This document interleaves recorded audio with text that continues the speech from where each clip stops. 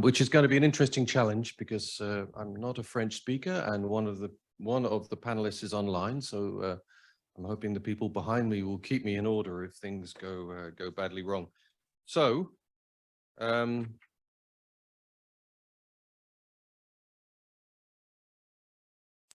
I wanted to start by quickly introducing the panelists here, starting off with Yvonne Tileshi. Morning, Yvonne. Yvonne's former chief trade negotiator at the Ministry of Commerce, Trade and Industry in Zambia. We were trying to work out earlier whether she and I coincided at any point when I was also doing trade negotiation in Southern Africa, and I think we did. She is highly qualified. We'll move on from that. Then we have Kostas Karantininis. Is that right? I can only apologize. Kostas, Professor of Business Economics at the Department of People and Society at the Swedish University of Agricultural Sciences. Born and raised on a farm in Trikala, in Mathia, in Greece. So Kostas is a proper farmer, unlike the rest of us who worked hard to avoid farming. He's also highly qualified and highly published. It emerges. You okay with that? Online, we have Merton Sievers from the ILO, Value Chain Development and Enterprise Coordinator in the ILO SME unit. Merton has been working on enterprise development, market system, and job creation for more than 20 years. Currently leads a team. He leads a large team. They're doing lots of things. Also very highly qualified. Right. Then we have Mamadou Chisoko. Is that right? Chisoko? Yeah, there we go. I'm right. It's okay. Network of Farmers Organization and Agricultural Producers in West Africa. That's who he's representing. So Mamadou is a major actor in establishing of farmers' organizations and the emergence of farmers' movements in West Africa. Has notably contributed to the creation of the Federation of Non-Government Organizations in Senegal. And he helped establish the Pan-African Agricultural Forum in Malawi, which is honorary chairman. Honorary chairman, it sounds like a good title to me, so get it while you can. Philippe Thomas from INPA. Philippe's a vet and an economist, which is a good combination. Well done, Philippe. Also highly qualified. And I think the summary here is quite powerful, actually, is what I would say. Team leader of resilience to the food crisis, which is very important right now. So that's my rapid introduction to the panelists, because I think we have a lot of territory to get to. I'm going to ask each in turn. Maybe we should give the first chance to our farmers representative to kick off. He's going to speak in French. You have 8 minutes, Monsieur, please. 8 minutes. Okay. Thank you.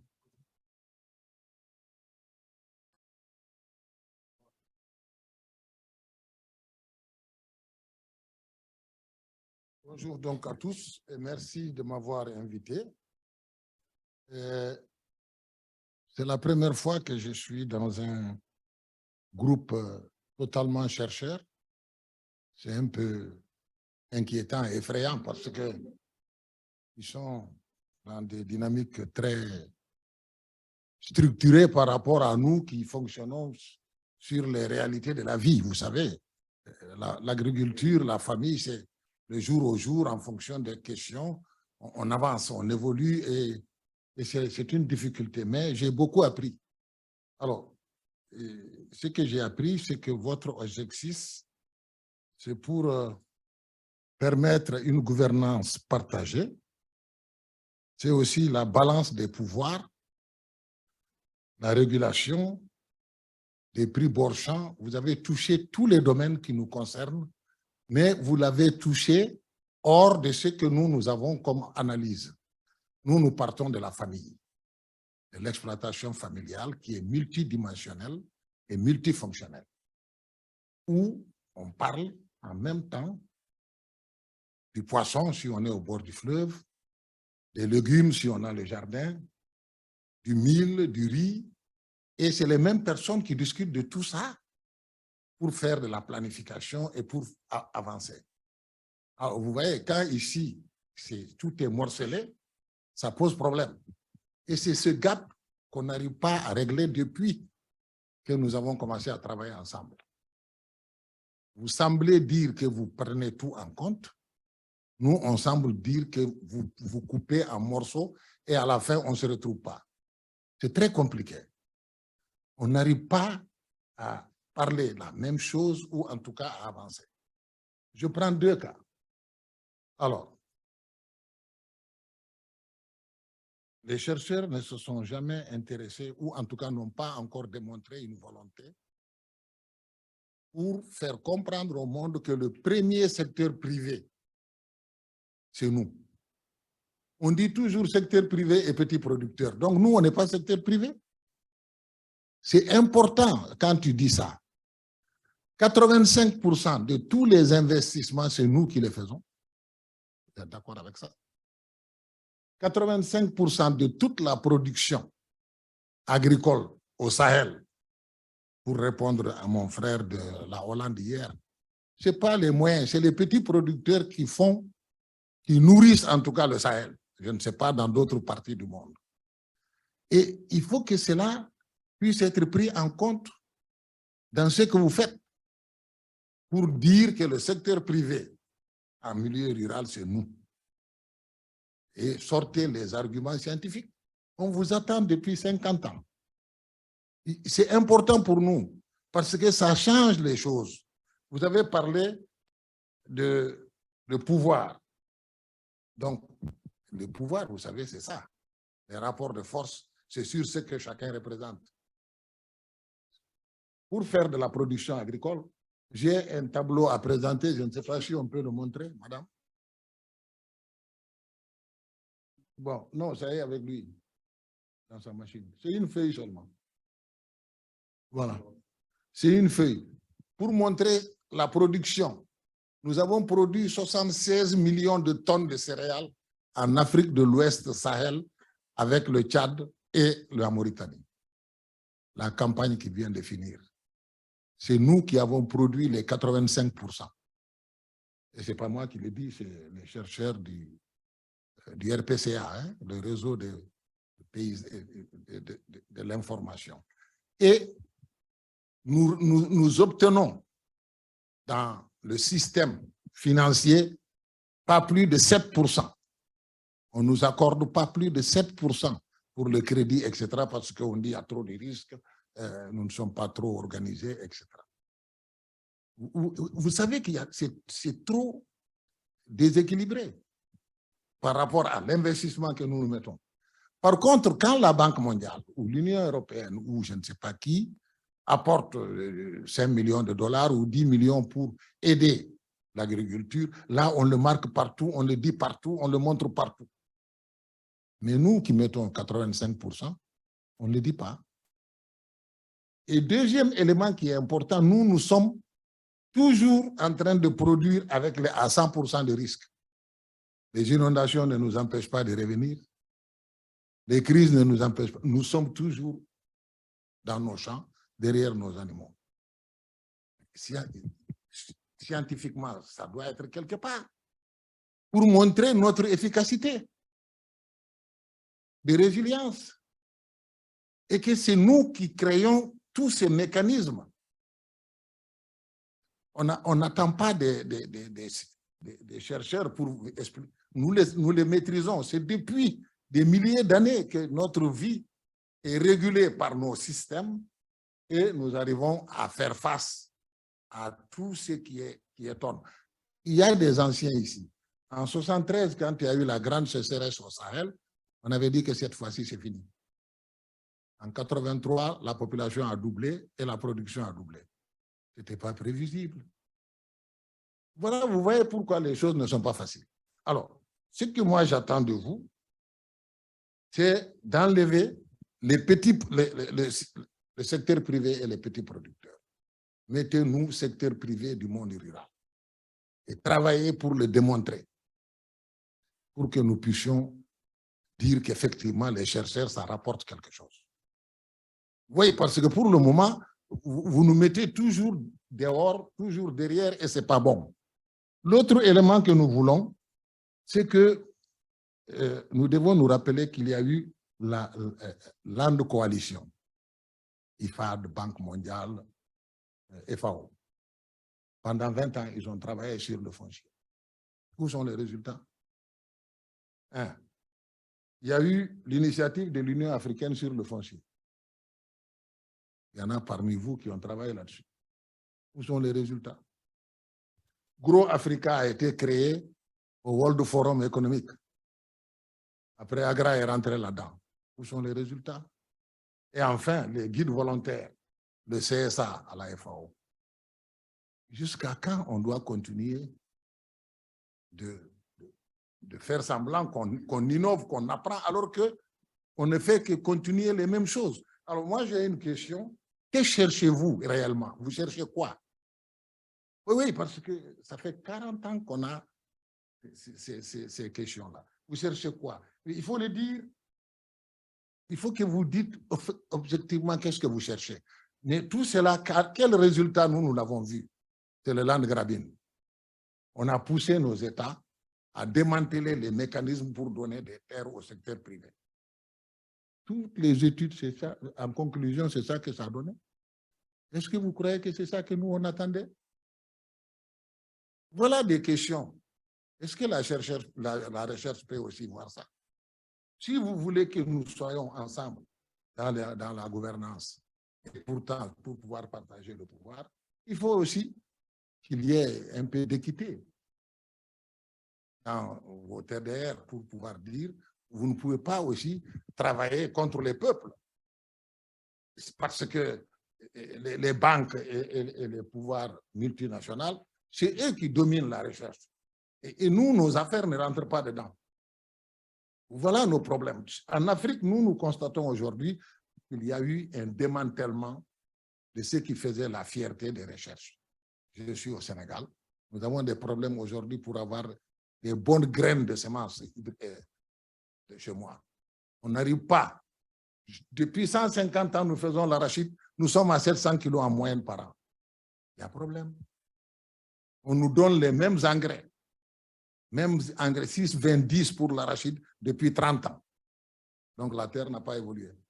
Voilà un peu les questions que nous avons. Si moi je quitte ici, je vais chez moi, je suis dans un village, comment je vais interpréter ce que j'ai entendu? On n'a pas touché encore à aucun problème de chez moi. Tout ce que vous avez dit ici, c'était déjà dit, et ça a aidé des gens à se positionner contre nos intérêts. Et c'est ça qu'on veut que vous changez. Donc, moi, je demande à l'Union européenne de faire en sorte que tous ces résultats puissent être partagés à tous les groupes. Pas seulement au bureau à vos bureaux dans les pays, aux fonctionnaires de chez nous, aux élus locaux de chez nous et aussi aux organisations paysannes. En ce moment, vous êtes dans la démocratie. Vous avez donné les mêmes informations à tous les groupes d'acteurs et en ce moment, nous allons nous retrouver dans le rapport de force pour défendre. Mais nous n'avons pas ces informations-là. Et la manière dont c'est écrit, ce n'est même pas consommable chez nous. Est-ce que vous allez faire des efforts pour le mettre dans le langage paysan pour qu'on puisse bien... Moi, je suis content. Il y a beaucoup de choses ici intéressantes. Mais comment je vais l'utiliser dans l'animation avec nos membres pour dire au ministre de l'Agriculture, non, là, ça ne va pas. Et quand nous sommes devant le délégué de l'Union européenne pour lui dire, non, on n'est pas d'accord. Voilà un peu les choses que je voulais dire. En tout cas, j'ai découvert qu'il y a beaucoup de choses qui sont en train de se faire, mais je ne suis pas sûr que ça va se faire pour que moi, je puisse être mieux dans le système. C'est ce système-là qui est lourd. Il faut qu'on le change. Nous avons eu des exceptions, avec le Sinatsar, etc. Tout cela est en train d'aller derrière. On revient au classique de la recherche pour pouvoir mettre en position les investissements privés. Je termine. La prochaine fois, messieurs les représentants de l'Union européenne, dites-nous qu'est-ce que les investissements privés ont amélioré dans la vie des populations. C'est une bonne étude que vous pouvez faire pour nous. Si nous devenons tous des ouvriers dans les multinationales, est-ce que ça, c'est bon pour notre avenir? Ce sont ces questions-là que nous nous posons. Mais le reste, là, on sait, hein, on ne peut pas faire ensemble ce qui est impossible. Donc, je vous remercie et je souhaite que la prochaine fois, on va faire cet atelier-là dans un endroit un peu plus reculé pour que d'autres puissent écouter. Merci. Thank you very much. Yvonne, follow that.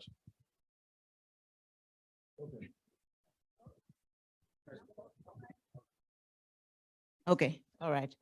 No, it's always challenging to follow my father, Monsieur Sissoko. But good morning to you all. Bonjour. First, we thank AgriNatura for inviting us to be part of this conversation. Coming from the OACPS Secretariat, this is this meeting that you're having is very important for us, especially that just last month, the European Parliament and EU Council concluded a deal on the carbon border adjustment mechanism. We know that they've also concluded the discussions on the deforestation regulation, and soon they'll be concluding on the corporate sustainability due diligence regulation. For us, all these elements are very important, especially as we start looking at how to facilitate trade from our ACP countries into the EU. We want to ensure that these new regulations don't actually tend to be barriers to trade. But before I discuss comment on the issues of today, I just wanted to give a brief background to some of you that may not know the OACPS. So we are basically an international organization composed of 79 member states. Yesterday, I was following the discussions online, and I noted that some of the examples you were given are actually from our member states. So we have 48 countries coming from Africa, 16 from the Caribbean, and 15 from the Pacific. Most of our countries are commodity dependent, so the issues of agriculture and mining are very, very key for our countries. We've had a special relationship with the European Union that dates back to the days of Lome Agreement. I think John yesterday mentioned the issue of beef to Cotonou, and recently we just concluded the new partnership agreement, which was initiated in 2021. With this new agreement, what I wanted to stress is that the issue of sustainability cuts across. There has been emphasis to ensure that the economic, social, and environmental sustainability aspects cut across the agreement. Now, speaking about the issue of commodity dependence, one of the things that we have been working on, and this comes to the issue that we're discussing today, is the issue of value addition. And I was very, very happy to receive the presentations that were made today, because we have noted, and I think this also came from the different presentations, that most of our members enter the value chain at the bottom of the value chain. So what we try to do is to support them so that they can actually go up the ladder of the value chain. And we have been reminded that this is very important, especially as we sign these trade agreements. We have the economic partnership agreement that has been signed between ACP states and the EU. And we are always reminded that we need to turn market opportunities into market presence. So in 2017, our ministers adopted what we call the new approach on supporting the development of agriculture value chains. They identified 4 areas which were critical in terms of empowering actors along the value chain. Some of these, the 4 areas that were identified included finance, capacity building, trade and investment, and climate change. I want to now link this to the discussion that we had this morning. If we are going to talk about gender, we talk about women. I think you all agree that women play a great role in terms of in terms of empowerment. And it is important that if we talk about supporting empowerment, we need to see how do we empower women with regard to facilitating access to finance, with regard to training them, with regard to also facilitating that they actually participate in trade and investment. And that's why I think that from the discussions that we had this morning, there is need for governments to actually have a deliberate policy to ensure that the issue of women empowerment is addressed, not just at the national level, but at the regional level and at the international level. What is also worrying is that we have been talking about this issue of women empowerment, but we seem to be at the same point. So the question that one asks or one has in the mind is, why aren't we moving? I believe that there are countries that have actually done well with regard to women empowerment. And here I'm thinking about a country like Botswana.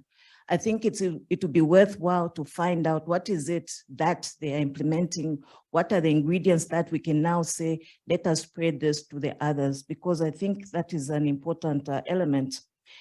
I also want to speak about the issue of the living income. And I think, as Regis had mentioned, this is something that is very, very important for us, because we've been saying that if we are going to push the issue of the sustainability agenda, and sustainability here, I'm looking at the three elements: economic, social, and environment. We have said that the biggest problem actually is this issue of living income, the issue of price. We need to crack this so that once we know that we are able to pay the farmers a decent wage, we know that this is going to have a positive impact with regard to the child labor, with regard to the environment. So this is something that we have been prioritizing. Then lastly, just to pick up from what Monsieur Sissoko mentioned, of course, with the EU, we have a number of programs that we're implementing to address the issues of finance, capacity building, and all. But I think what I've picked from the conversation here is that it would be important for us to maybe explore how we can link our farmers to the researchers so that they're able to get that information, which is evidence-based, because essentially what we're saying is we need those policies which are evidence-based. So how can we have a partnership between the farmers and the researchers so that they are able to feed into the decision-making process? I come from Zambia, and I know that our farmers are very, very, very important in our economy. And as such, we have forums, platforms that have been set up where even farmers can actually summon the president, because I mean, we're talking about food security issues. If they decide to strike, everybody is affected. So they have that power to actually call on the president and say, these are our demands. So in that vein, I think it would be important to have that, to look at that relationship so that the farmers can get that information that they get from the researchers and present them to the decision makers, because I think that will have an impact in terms of all the issues that we're discussing. I'll leave it here. Thank you. Yvonne, thank you very much. So now I'm going to pass online, Merton, if I hope it's okay with you. Great, I give you the floor. Thank you so much. Hi everyone. Pleasure to be here. My name is Merton Sievers. I work at the Enterprise Department of the ILO. We do quite a bit on value chain development, and we've been exploring with very specific project over the past 10 years the role of decent work, jobs, and job quality in value chains. There's a lot of thoughts that have gone and to try to figure out if you want to promote employment, if you want to improve working conditions in value chains, many of them agricultural, what are the aspects you want to look at and how do you do that? So what I want to do here in my 7 minutes is three things. One, I want to provide you with a conceptual framework of kind of how to think about jobs and working conditions. I want to touch on the point of kind of, if you do value chain analysis, how do you make sure that policymakers, governments, implementing agencies can actually take action on what you're finding in your value chain analysis? And the third point is around when do you start looking at what value chains you want to intervene in, and how do you make sure you choose the right value chains if you want to have an impact on employment. So on the first point, I'm just going to very quickly share my screen, if that's fine. I hope that's possible. Let me know if you can see it, then I'll just talk to it.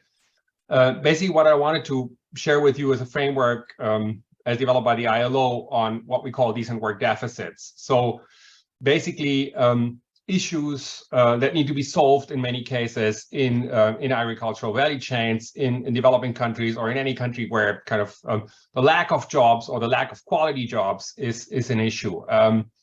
And so what we distinguish there is, well, the lack of employment policies, employment opportunities, sorry, that's number one, out of these 10 decent work deficits. What you'll find, however, in many countries is not so much that there's not necessarily employment, but that people need to do something to survive. Yeah, that includes farmers, that includes kind of small informal processors, that includes sellers of agricultural products on urban markets, etc., that need to make a living. And so what affects them most very often is the second decent work deficit, which is inadequate earnings and unproductive work. We talk about unproductive work if that work is not able to lift you out of poverty. So basically, you might be working very long hours, but you might still not be earning enough to get out of poverty. And then you see the other deficits, number 3, 4, 5, 6, 7, and 8, relate to kind of non-wage related indicators of, say, labor force participation. So this could be unequal access to labor or to income earning opportunities. This could be number 5, for example, engaged in work that should be abolished. So think about the worst forms of child labor, say in agriculture, for example, in sugarcane harvesting. What is done very often is you burn the fields, and then basically only the sugarcane is left over, but it's left over in a state where it's very easy to hurt yourself, and it's very unsafe for children to work in these situations. And also, there's also situations in which land workers or farmers are in debt dependency and are basically in a form of forced labor. So those things are forms of work that that clearly are, in terms of international law, should be abolished or need to be dealt with. But then there's all the issues also around kind of unequal access, unequal opportunity, where we're discussing kind of how do women participate? How do women kind of earn?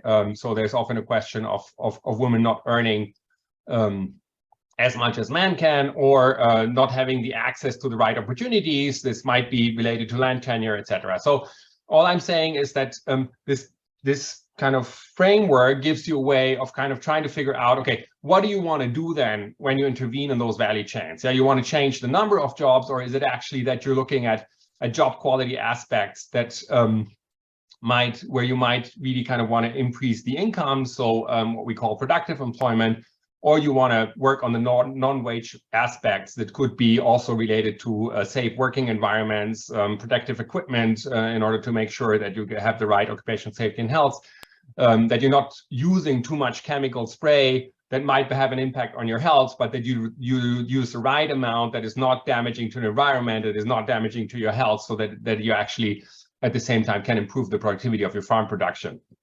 And then finally, and this also came up in some of the questions on the previous section, obviously there's a question of kind of what happens in the case of a family emergency. So say there's a health emergency in the family, and suddenly you have a huge cost that comes in because somebody needs to be transported to the hospital. And so there's a question of kind of, do you have a basic social protection floor in place that in the worst case scenario can actually make sure that those people that are poor don't fall into the poverty trap, and because there's an unexpected expenditure, or because there's seasons where there's a drought. So the question around social protection systems, which is really more about kind of how does the overall labor market function, and kind of what possibilities do we have, for example, for people who in many countries are informal workers, so including farm workers or farmers, what sort of kind of basic social protection mechanisms do we have to kind of basically have a net that helps these people survive? And then finally, obviously, as with the ILO, what we need to see is also that these farmers, the workers on farms, have representation and voice. Yeah, so that vis-a-vis the government, vis-a-vis donor programs, they can actually voice these concerns, and that is kind of very central to what the ILO is, obviously, because we're a tripartite organization with labor representation and government representation. So I'm presenting this just to say there are frameworks that can help you distinguish kind of what sort of working conditions are you looking at, which ones you need to prioritize in certain sections, in certain circumstances, and I think that might help also kind of, if you want to look at working conditions and value chains, kind of how do you structure your thinking about it? So that's my first point. Oh, no, I'm first point, gonna Merton. get out of this. We need to come to concluding point, Okay. Merton, I'm sorry. Okay, no, that's fine. And so then the other 2 points are basically that one, I think, is about trying to figure out, okay, if you do an analysis of value chain, kind of how do you make sure that policymakers and implementers have a handle on kind of who to work with then in the value chain, in the support services, in the financial services, on the government side, in the regulation side. And I think one advice on my side is look at market systems approaches. You can look at our website. There's a lot of knowledge in there of kind of how do you take an analysis and then implement it? Kind of who do you work with? Who is the incentives in that value chain to actually change things towards improving conditions? And then finally, and this is kind of maybe as an overall look at the VCA4D program, is if you want to impact employment, maybe you need to start earlier than kind of just picking a value chain and say, this might be interesting for this country, but you want to have an evidence base on saying, we're selecting these types of value chains because they're important for employment, because in the future, more employment can be created in these value chains. A very tricky question, actually, in agriculture, and you might want to have quite a holistic view in terms of also processing stages and or kind of other income earning possibilities for agricultural families, which, for example, in many countries will lie in, say, sending a family member into a construction sector in urban centers. And so you want to look at kind of holistically, how do these income sources combine to become something that that can actually improve the lives of farmers and farm workers? I'll leave it at that. Great, that's great. Thank you very much indeed.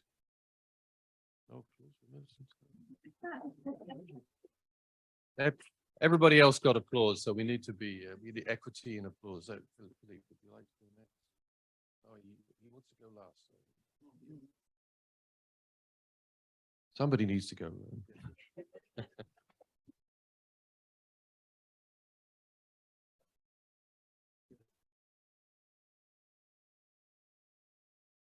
Je vais donner le même défi que pour mon frère Sissoko. Je vais parler en français et vous allez avoir du mal à me faire taire aussi. Je voudrais partir, moi je vais partir j'essaie d'être concret le plus possible et je vais parler d'une chaîne de valeur extraordinaire qui est celle du diamant, Kimberley, fin 19e siècle. Vous allez voir, non? C'est en lien. Hein? Donc, un siècle après, la compagnie de Beers, qui est le conglomérat qui s'est créé à partir de cette mine de Kimberley, monopolisait encore 90% du commerce mondial du diamant. 90%. Bon, ça a baissé ces dernières années, les affaires vont mal, il y a tellement de problèmes, mais bon, tout va mal, mais ils ont encore 40% du commerce mondial du diamant. Alors, succès économique fabuleux, hein? Value chain, value, hein? Succès économique de tout capitaliste du 19e siècle, mais pourquoi pas du 21e siècle au contraire, hein? Et tout ça s'est fait bien évidemment au détriment de tout progrès social. Au contraire même, on est arrivé à créer une politique publique dans un état de droit, hein, parce que tout ça, ça a été fait dans un état de droit.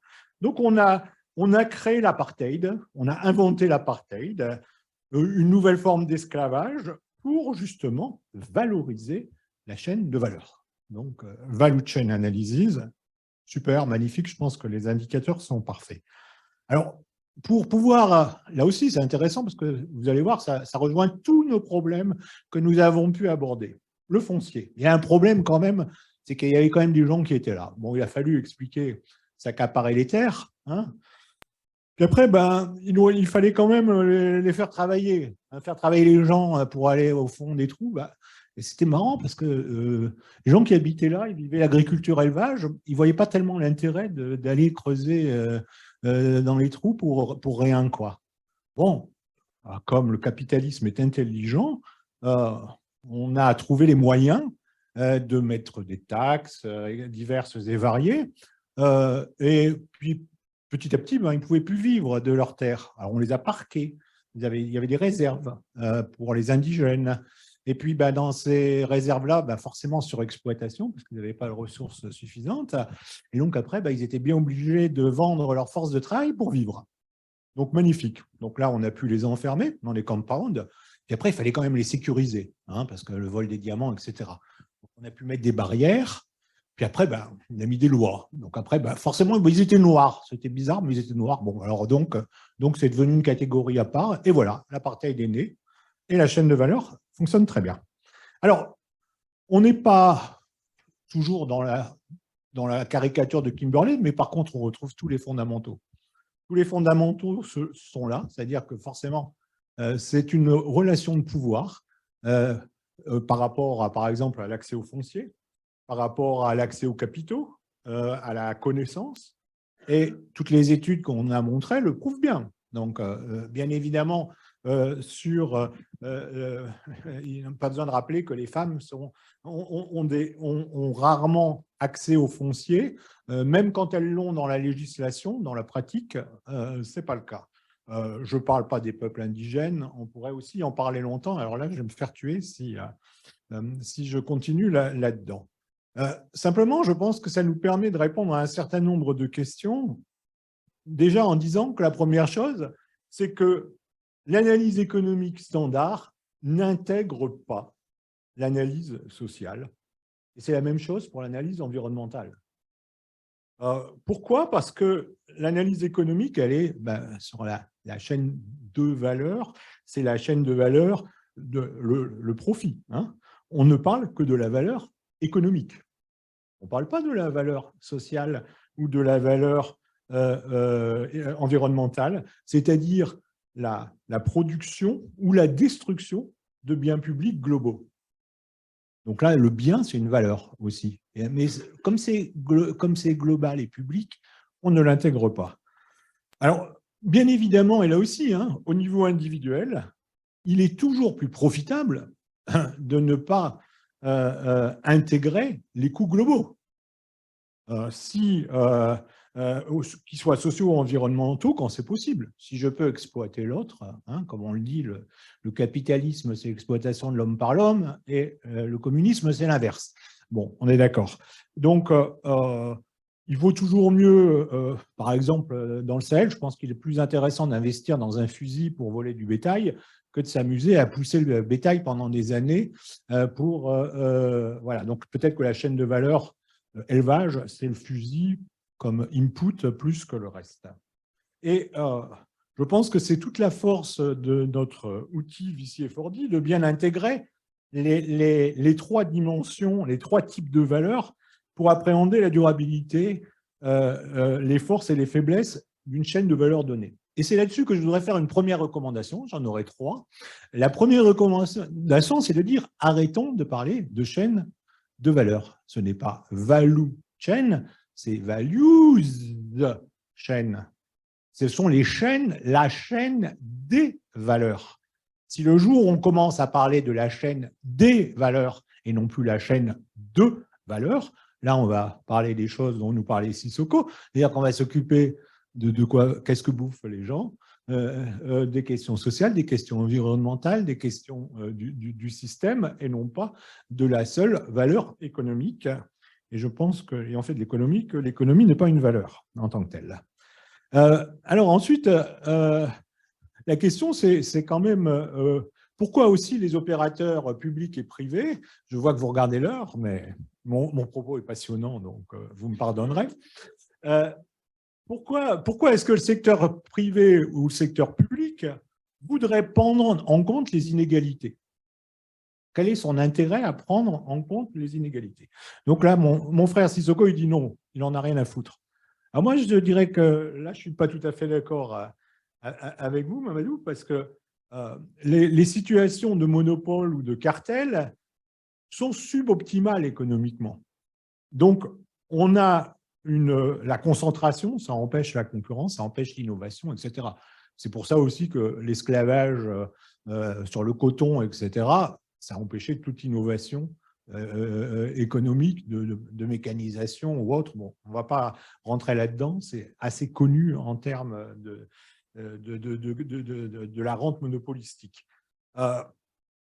Bon, ensuite, quand même, si on exploite trop les gens, au bout d'un moment, ils gueulent. Hein, comme aujourd'hui en France, les gens ne sont pas forcément d'accord.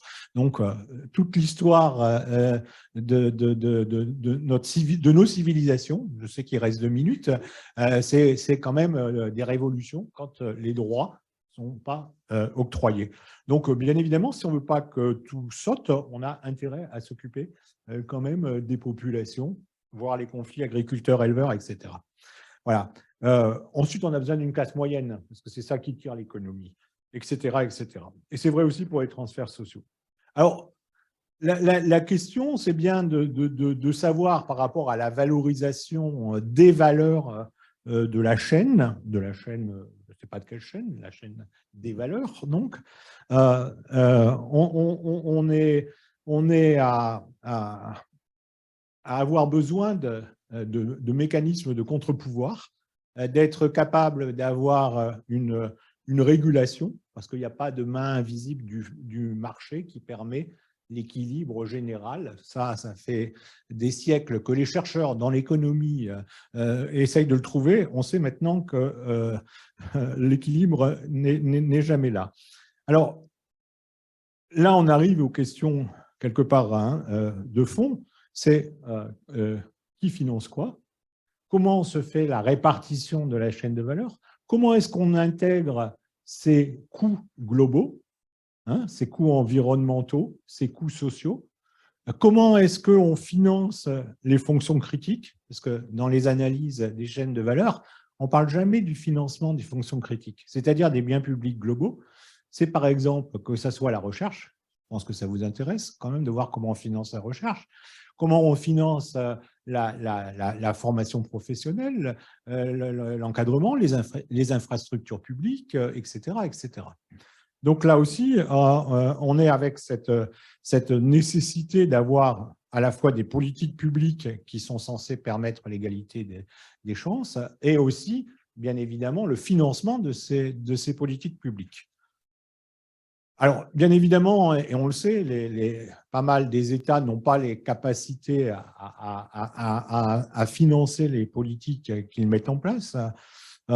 Il faut aussi qu'il y ait les contre-pouvoirs qui poussent à ces orientations-là. Et bien évidemment, c'est la nécessité d'avoir des organisations de producteurs, des organisations de la société civile, des organisations de femmes, etc., pour faire entendre leur voix, leurs droits, et parfois les acquérir. Voilà, je pense que là, je suis arrivé et que j'ai dépassé largement mon temps. Alors, je vais sauter directement à la conclusion, vraiment en 1 minute. C'est que toutes les discussions que nous avons eues ces jours-ci, et pourquoi nous, Union européenne, on appuie aussi les VCA4D, c'est parce que ça correspond à nos valeurs, donc là, dans la chaîne de nos valeurs avec un S, que ça soit le pacte vert, le Green Deal, les politiques liées en matière de durabilité environnementale, la biodiversité, les questions d'équité, de stratégie européenne pour l'égalité, etc. C'est dans ce sens qu'on a conçu l'outil. Et on est aussi conscient, et on l'a vu, qu'il faut aussi aller ailleurs, aller au-delà. C'est-à-dire ces chaînes de valeur, elles s'intègrent dans un système, donc on est forcément dans une logique aussi de système, et elles s'appliquent au niveau territorial. Pourquoi est-ce que dans le delta du Niger, au Mali, on fait du riz maintenant? Quand les colons étaient là, eux, ils avaient besoin de coton, donc on faisait du coton. C'est quoi la vocation du delta du Niger? Ben, c'est pas l'un l'autre ou les bourgoutières pour le bétail. Alors, bien évidemment, on aura le temps d'en reparler. Nous avons des années de recherche devant nous, de réflexion, et donc on espère qu'on aura toujours Mamadou pour nous secouer un peu. Merci beaucoup. Thank you very much, Philip. And chains of values sounds like my vice chancellor's speech more recently, but I think we all buy into that. Last but not least, Costas. Thank you very much, Ben, and thank you very much the organizers for inviting me. I asked to be last because Philippe was so organized and so kind. He shared his presentation with us, and I saw that he had some things about capitalism. And I want to immediately, I said, I'm going to take the opposite view, and I'm going to be critical there or challenging anyway. So my position today, my premise is the following. First of all, I'm not part of the value chain project, and I haven't read all the reports. I read some of them, and I heard a few of the presentations. And what I realize is that if you want, the methodological approach here is what I would call the reduced form. So basically, we treat the social values as a dependent variable. So there are some things that happen there, some structural conditions and so on, or the environment, which causes good high social values and or economic performance and so on. And I want to argue that I think in the next step, this project should look at structural equations. It should look also at look at the feedback, look at the, if you want, the loop that the social values may contribute further to economic growth, to profitability, and also more higher social values. So that's what I want to argue. And the second thing I want to argue is that, if you allow me, Ben, is that in order to do that, I think the best way to do that is to take advantage of capitalism. Okay, so in a sense, to try to use incentives for those firms in the value chain that incentivize them or explain to them or make them understand or create the conditions that they will create these social values to their advantage. Okay, because I think yesterday Olympia was showing me the building here, and she said this is a building that sort of looks at social values, and I see the password there is ethical and so on. I mean, so my question is, can we rely really on producing the food, producing all these sustainable development goals on simply telling people that it is nice to do, it's ethical to do? I mean, we can do it in a niche market like this with buildings, but can we do it with food? Can we feed 10 billion people with simply telling them, the farmers and the whole value chain, that it is ethical, it's nice? I argue that we cannot. And the only way that this can happen is if they find it profitable. Okay? So I looked, so in doing this, as I said, so I looked very much into the history. How did we arrive here? But of course, I don't have time to go through this. But I think we are at a stage now that we have the theoretical and the methodological tools to do that. Okay, and the theoretical developments are, you know, besides the new classical economics and the Domer models and all these growth models, we had some developments, especially in the 1980s and 1990s and very recently, that help us and provide the tools and the analytical frameworks to do that. And I'm referring to new institutional economics.